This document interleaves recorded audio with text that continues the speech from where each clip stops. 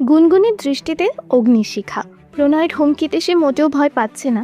Shelley Chowdhury প্রণয়ের হাত ধরে সরানোর চেষ্টা করে বললেন, প্রণয় বাদ দাও, ঝামেলা করো না। প্রণয় সরল না, শেলী চৌধুরীর হাত সরিয়ে দিল। গুনগুনের মুখোমুখি দাঁড়িয়ে বলল, মেয়েদের গায়ে আমি হাত তুলি না, অসম্মানও করি না।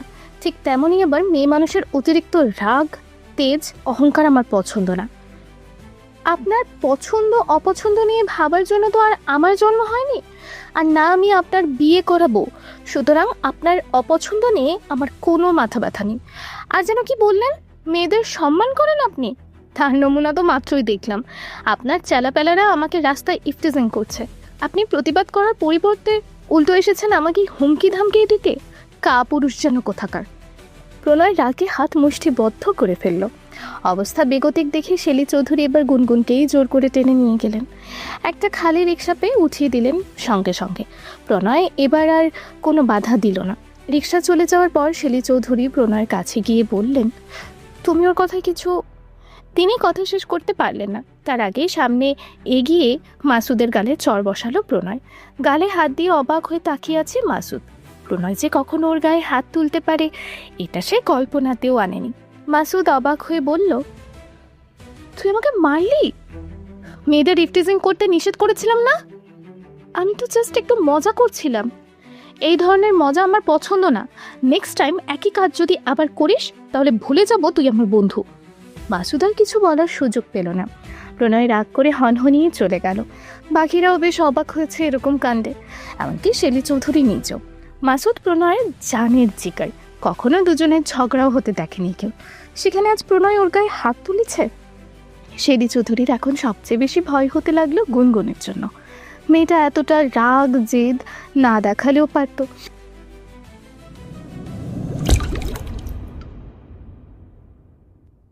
গুনগুনের প্রেজেন্টেশন খারাপ হয়েছে। শুধু খারাপ নয়, খুব খারাপ। সকালের বিষয়টি সে মাথা থেকে বেরিয়ে করতে পারেনি, যার ফল পেতে হলো খারাপ প্রেজেন্টেশন দিয়ে। সবচেয়ে বেশি খারাপ লাগছে এটা ভেবে যে তার প্রিয় শিক্ষকের কোর্সের প্রেজেন্টেশন ছিল এটা। প্রণয়ের ওপর তার ভীষণ মেজাজ খারাপ হচ্ছে। মন খারাপ করে ক্যান্টিনে একা একাই বসেছিল গুনগুন। আমজাদ স্যারও এলেন তখন। গুনগুনকে দেখে পাশের চেয়ারে বসলেন।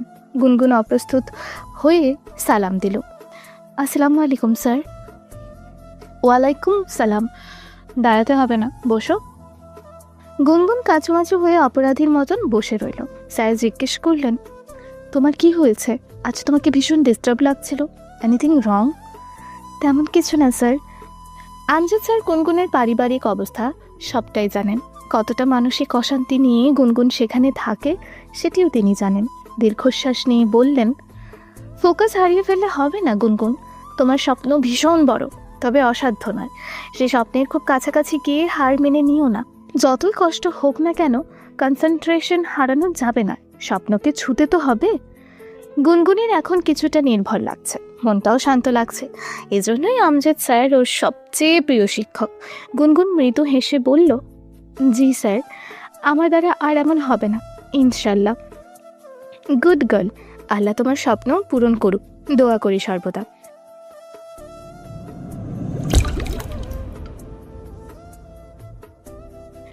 প্রণয় বাসায় শুয়ে আছে একা। বাসা বলতে একটা ফ্ল্যাট নিয়ে থাকে, 3টা রুম, প্রতিটা রুমে 2জন করে। বাকি 2টা রুমেও ওর বন্ধুরাই থাকে। বিলাসবহুল জীবন তার আছে, তবে সেই জীবন ওকে আকৃষ্ট করে না, বরং আরও ঝামেলা বাড়ায়। প্রণয়ের জীবন গুনগুনের চেয়েও করুণ। একটা সময় প্রণয় বাবা মায়ের ভীষণ আদরের সন্তানই ছিল। অল্প বয়সে মা বিধবা হয়, সে তার বাবাকে হারায়। বছর 2-1 যেতেই নানা মামারা জোর করে মাকে আবারও বিয়ে দেয়। তার নতুন বাবা বিশাল বড়লোক, অনেক টাকার মালিক, রাজপ্রাসাদের মতন বাড়ি। সেই রাজপ্রাসাদে অবশ্য প্রণয়ের জায়গা হয়নি। মায়ের বিয়ের পর সে নানার বাড়িতেই থাকতো। মাস শেষে 20,000 টাকা পাঠাতেন ওর খরচের জন্য। ইন্টারের পর নানা নানিও মারা যায়। তখন সে হয়ে যায় মামা মামির কাঁধে বোঝা। তবু তারা প্রণয়কে নিজেদের কাছে রাখতো, মাস শেষে আসা ওই 20,000 টাকার জন্য। প্রণয় মেধাবী ছাত্র ছিল, টিউশনি করেও টাকা আনতো। মাঝে মাঝে যেত নতুন বাবার বাড়িতে। বাবা অবশ্য কথা বলতেন না, সবসময় গম্ভীর হয়ে থাকতেন। প্রণয় এতটুকু বুঝতে পারতো যে তার নতুন বাবা তার এই বাসায় আসাটা পছন্দ করছে না। তাকে কিছু না বললেও তার মায়ের ওপর রাগ ঝাড়ে পড়ে। এটা বোঝার পর থেকে প্রণয় আর যায় না ওই বাড়িতে। মাঝে মাঝে মা নানার বাসায় এসে দেখা করে যেত। প্রণয় ধীরে ধীরে এটাও বুঝতে পারে যে মামা মামি তাকে টাকার জন্যই ওপরে ওপরে যা একটু ভালোবাসা দেখায়। মামি বেশিরভাগ সময় খারাপ ব্যবহার করে। রাগ করে প্রণয় নানার বাড়ি থেকে বের হয়ে আলাদা থাকতে শুরু করে। 1.5 বছর পড়াশোনা চালিয়ে গেলেও অনার্স 3য় বর্ষে উঠে মাঝামাঝি সময় সে পড়াশোনা ছেড়ে দেয়। স্বপ্ন ছাড়া কখনো সামনে আগানো যায় না। প্রণয় ভেবে দেখল তার কোনো স্বপ্ন নেই, পিছুটান নেই। এই জীবনে ও পৃথিবীতে তার আসলেই কেউই নেই। পড়াশোনা করে সে কী করবে?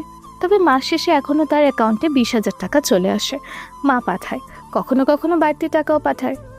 প্রণয় নিষেধ করে না, কোনো কাজকর্ম করে না। মায়ের পাঠানো টাকাতেই কোনো রকম জীবন চলে যায়। নানার বাড়ি ছেড়ে চলে আসার পরই প্রণয়ের নতুন নতুন অনেক বন্ধু বান্ধব হয়। ওদেরও কোনো স্বপ্ন নেই, ঘর নেই, ভবঘুরে হয়ে ঘুরে বেড়ায়। প্রণয়ের এতটা বিগড়ে যাওয়ার পেছনেও নতুন বন্ধুদেরও কিছুটা হাত আছে, যাদের সঙ্গে এখনও থাকে। কথায় আছে, সৎসঙ্গে স্বর্গবাস, অসৎ সঙ্গে সর্বনাশ, অথবা সঙ্গদোষে লোহা ভাসে। প্রণয়ের সাথেও অনেকটাই এরকমই হয়েছে। প্রণয় শুয়ে শুয়ে আজকে সকালের কথা ভাবছিল। রাতে খায়নি এখনো। মাসুদকে মারার পর থেকে মনটা ভালো লাগছে না। এমনিতে মাসুদ যেমনই হোক না কেন, প্রণয়কে সে খুব ভালোবাসে। কখনো ওকে ছাড়া কিছু খাবে না, ওকে রেখে কোথাও যাবে না। মাসুদের অবশ্য বাবা মা আছে, গ্রামে থাকে। একদমই দরিদ্র ওরা। মাসুদ মাঝে মাঝে কিছু টাকা পাঠায়। ওর কাজকর্মের কোনো ঠিক নেই, তবে হালাল ইনকামের চেয়ে ওর হারাম ইনকামই বেশি বলা যায়। মাসুদ রুমে এসে চুপচাপ নিজের বিছানায় শুয়ে পড়ল।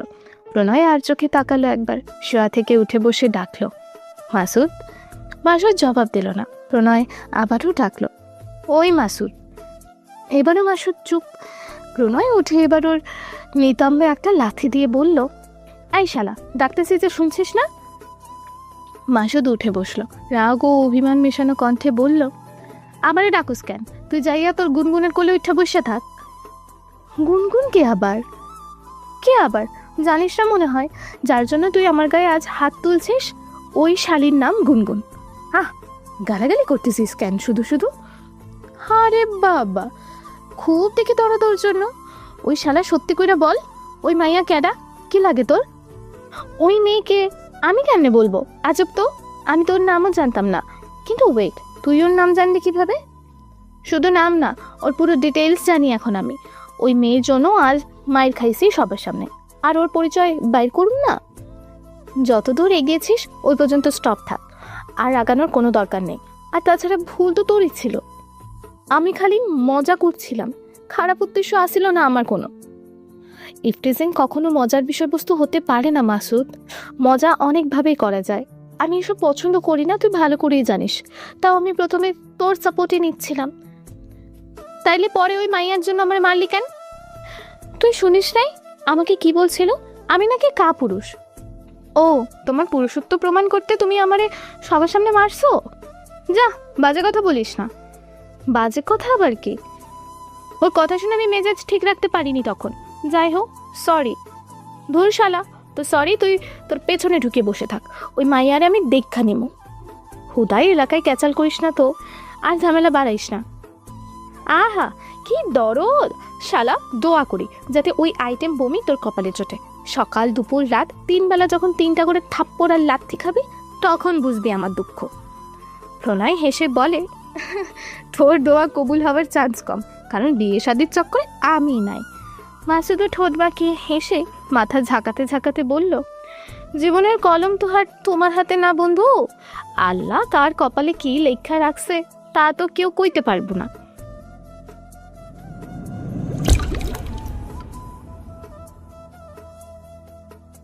রাতে শিশিরকে দিয়ে গুনগুনকে ডেকে পাঠিয়েছেন শেরি চৌধুরী। মেয়েকে উদ্দেশ্য করে তিনি বললেন, রুমে গিয়ে পড়তে বসো, যাও। শিশির চলে যাওয়ার পর তিনি গুনগুনকে বললেন, বসো। গুনগুন নিঃশব্দে বসলো। শেলি চৌধুরী কিছু সময় নীরব থেকে বললেন, তোমার যে এত রাগ দেখে বোঝা যায় না। গুনগুন মজা পেয়ে বলল, যেরকমটা আমার বয়স বুঝতে পারেননি। তবে তোমার একদম উচিত হয়নি ওদের সাথে ঝামেলায় জড়ানো। আমি তো ইচ্ছে করে ঝামেলা করিনি আন্টি, ওরা আগে আমাকে উল্টাপাল্টা কথা বলেছে। বিষয়টা আমি দেখে নিতাম। এতবার করে বলার পরও তুমি আমার কথা শুনলে না। শোনো গুনগুন, তুমি শিক্ষিত মেয়ে, পরিবার আছে, একটা রেপুটেশন নিয়ে চলো তোমরা। ওদের না আছে শিক্ষা, না আছে কোনো পরিবার। দিন শেষে ইমেজ নষ্ট হলে তোমাদেরই হবে, ওদের কিছুই হবে না। অ্যান্ড ইউ নো, দিন শেষে দোষ সবসময় মেয়েদেরই হয়। তাই বলে তো অন্যায় হচ্ছে দেখে আমি চুপ করে থাকতে পারি না, তাই না? যেই অন্যায়ের প্রতিবাদ করতে গেলে নিজের ক্ষতি হওয়ার সম্ভাবনা থাকে, সেই প্রতিবাদ না করাই ভালো। গুনগুন চুপ করে আছে। সে জানে শেলী চৌধুরী যা বলছে তার ভালোর জন্যই বলছে, ভালো চাই বলেই বারবার ঝামেলায় জড়াতে নিষেধ করছে। নয়তো কার এত দায় নিজের খেয়ে অন্যের মেয়ের জন্য এত চিন্তা করার? এসব ভেবেই গুনগুন আর শেলী চৌধুরীর সাথে তর্কে গেল না। তোমাকে শুধু এসব কথা বলার জন্যই ডাকিনি, আরেকটা কথা বলার আছে, বললেন শেলী চৌধুরী। গুনগুন বলল, হ্যাঁ বলুন আন্টি। শিশিরকে প্রাইভেট পড়াতে পারবে? যদি তোমার সময় হয় আর কি। গুনগুন এমনিও বেশ কয়েকটা টিউশনি করায়, নতুন আর একটা পেলে তো মন্দ হয় না, তার মধ্যে আবার বাড়িতেই। গুনগুন রাজি হয়ে গেল। শেলী চৌধুরীও খুশি হলেন, বললেন, চা খাবে তো? না আন্টি। কেন, গতকাল রাতে ঘুম হয়নি? হয়েছিল, কিন্তু কম, অনেক রাত পর্যন্ত ঘুম আসেনি। তিনি হেসে ফেললেন, বললেন, ঠিক আছে বসো, শরবত বা জুস বানিয়ে আনি, এসবে তো সমস্যা নেই। গুনগুনও এবার হেসে বলল, না। সকালে ঘুম থেকে উঠে গুনগুন নামাজ পড়ে নাস্তা বানালো। যেদিন সময় থাকে সেদিন গুনগুনই শিহাবকে স্কুলে দিয়ে আসে। আজ গুনগুনের ক্লাস, এক্সাম কোনোটাই নেই, তাই শিহাবকে খাইয়ে দিয়ে ও স্কুলে নিয়ে গিয়েছিল। বাড়িতে ফিরে আসার সময় দেখতে পেল চায়ের টং দোকানে প্রণয় ও ওর বন্ধুরা আড্ডা দিচ্ছে। গুনগুন চোখ মুখ কুঁচকে ওদের পাশ কাটিয়ে চলে যাচ্ছিল। প্রণয় বন্ধুদের সাথে আড্ডায় মগ্ন। সে রাস্তার দিকে পিঠ করে বসেছে বলে গুনগুনকে দেখেনি। সিগারেট খেতে খেতে আড্ডা দিচ্ছিল। সিগারেটে শেষ টান দিয়ে বলল, শালার এই বেনশন ছাড়া অন্য সিগারেট মজা লাগে না, খেয়ে মজা পেলাম না। এরপর আর পেছনে না তাকিয়ে জ্বলন্ত সিগারেটটি পেছনে ছুঁড়ে মারল। ঠিক তখনই ওকে ক্রস করছিল গুনগুন, যার দরুন সিগারেটটা গিয়ে পড়লো ওর পায়ে। সঙ্গে সঙ্গে দাঁড়িয়ে পড়লো গুনগুন, রাগে টকবক করে ফুটতে লাগলো।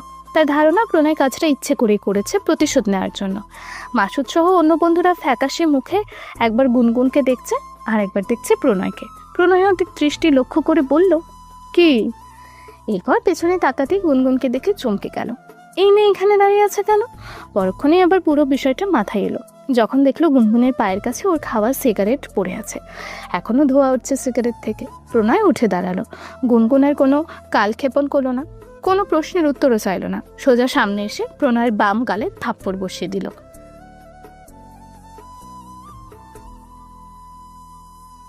ভিডিওটি এই পর্যন্ত দেখার জন্য অনেক অনেক ধন্যবাদ। আজকের পর্বটি ভালো লাগলে লাইক দিয়ে একটি সুন্দর কমেন্ট করে যাবেন। আপনাদের সাপোর্ট পেলে নতুন নতুন গল্প দিতে খুব ভালো লাগে।